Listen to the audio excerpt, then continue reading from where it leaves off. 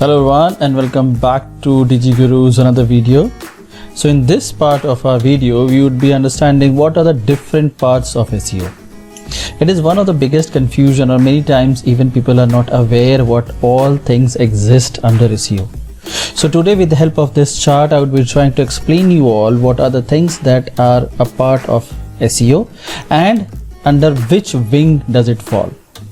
So as you can see in front of me, so SEO is basically having four different types. First is our on-page SEO, second is our technical SEO, third is our off-page SEO, and fourth is our local SEO. If I define on-page SEO, so on-page SEO basically includes all those things which are done on the website. So anything which is done within the website's premise is called as on-page SEO. And if I would like to show the different parts, so in on-page SEO, these are the small parts which exist. The first was like EAT, second one is title tag, meta descriptions, headlines, keywords, image optimization, user engagement, and sitemaps. Now, if I talk about EAT, so EAT basically stands for experience, authoritativeness, and trustworthiness. Now if I am trying to talk about on-page SEO, so it is nothing other than the keyword or the content which is present within our website. So whatever we are writing on our website, that is the content or the keyword or the blogs or articles, whatever we are writing, these three elements should be present out there. That should be expertise in whatever topic we are writing. It should be trustworthiness. We shouldn't write anything after having a partial knowledge or information about it. The second point is our title tag. So title tag basically implies of the title that we are giving to the blog. Suppose there are two blogs which is present on the internet.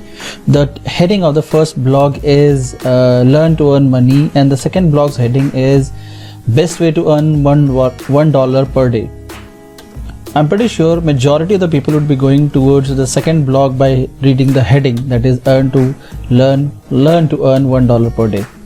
So this is how we need to define or describe the title in such a way and in such a lucrative manner that the people tend to click on the heading to know more about that. This next part is your meta description. If I talk about meta description, it should ideally contain the intent of the search queries. Now meta description does not help directly in getting our pages come down to Google page number 1. In fact, meta description acts as a catalyst. That is, with the help of meta description, we help people in understanding why they should click on the link of mine. A meta description is a small description which appears on Google if you're trying to search any query. So, with the help of a well-defined meta description, which is ideally containing the intent of the search, which this intent part, as I have explained in my previous video, so you can watch it for the reference. So, there the intent should be out there so that the user is clear why they need to click out here. Next is your heading. The heading that we write, it is also called as an H1. Generally in one page you shouldn't have more than 2 H1 mentioned or present out there. The H1 should consist of your most important keywords so that Google tags or Google crawlers are able to find it and give a better rank to your page. If I talk about the next point, that is keyword. So under keyword, the interface that we use to find the best set of keyword is Google Keyword Planner, which is freely available for us. The points that we should keep in mind while trying to do the keyword research in Google Keyword Planner is that the AMS, that is average monthly search of the keyword. If the average monthly search of the keyword is not very high, it means that the user are not writing those keywords on Google. So the search query of that keyword is not good. So ideally we should avoid using those keywords who is having less average monthly search. Second is the competition. Competition basically implies to how much times or what is the frequency of the keyword which is being used by our competitors. If a keyword is being used by our competitors, it means that it is one of the keyword which is performing in the market, and that's why everyone is trying to have that keyword. So by default we do have to have these kind of keywords.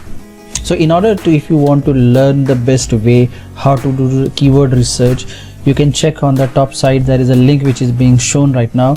You can click out there and check out the video where I have detailed explain how you can do the keyword research for SEO. So moving ahead, the next point in on-page SEO comes to image optimization. Whenever we talk about image optimization, the 2 points that is coming is our alt text and alt description. Whenever we are uploading any image in WordPress website, on the right hand side at the bottom there is an option where we can write the description of the image, and even we can include the alt text. The importance of alt text and alt description is it helps our images to come down, or it helps the crawlers to understand what is this image all about. So not only we can rank on Google page number 1 with the help of keywords, but with the help of images, a well-defined image I should rather say, we can even come down to Google page number 1. So never miss out mentioning the alt text and alt description whenever you are uploading an image. As per the survey, the biggest error, or when we even used to do audit of many of my clients' website, the biggest thing that we have found where people miss out in SEO is this image optimization. So never forget to do the optimization of your image. It actually helps the website to come down to Google page number 1. Moving ahead, if I talk about user engagement, we need to focus on UI and UX of the website. See, suppose even if you're having a very good content, but if the website is not structured enough and there is lots of advertisement, or the information is cluttered and scattered here and there, people may not be engaged on your website. So in order to hold the people for a longer duration and make them click on more and more of the pages, we need to have a good user interface and user experience, that is UI and UX of our website. So in order to improve the UI and UX of the website, a lot of research has to be done of our competitors' website, how they have done, and even the technical SEO plays a very vital role in making a good UI and UX of the website. Last but not the least, if I talk about on-page SEO, it is a sitemap. Basically, there are 2 kinds of sitemap. First one is XML sitemap and second is HTML sitemap. An XML sitemap is basically made for the crawlers. An XML sitemap helps Google crawlers to know what all contents are present on the website. So as the name suggests, it is a site map. The complete map of our website is present.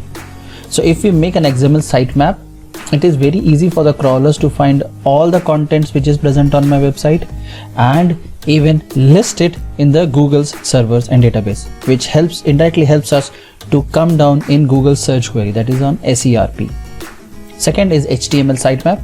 The HTML sitemap is basically made for the users, that if any user is coming down to my website, he can even know that what all things are present on my website, which even helps him of making a strategy that basis of the content he can even make a decision what all he should have it or what all he can consume from my website.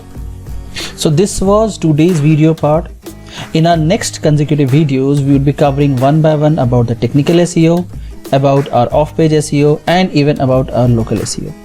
If there is any confusion, or you need to, or if you are required any kind of more further explanation in on-page SEO, do comment in the of the video so that I can make another video on that. And in case if you require, or if you need to understand how to make the sitemap, you can even check the link which is right now showing on the top, where I have shown how to make an XML sitemap for a WordPress website. Thank you for watching the video, and stay tuned for more technical concepts of SEO and all the other modules of digital marketing. Thank you.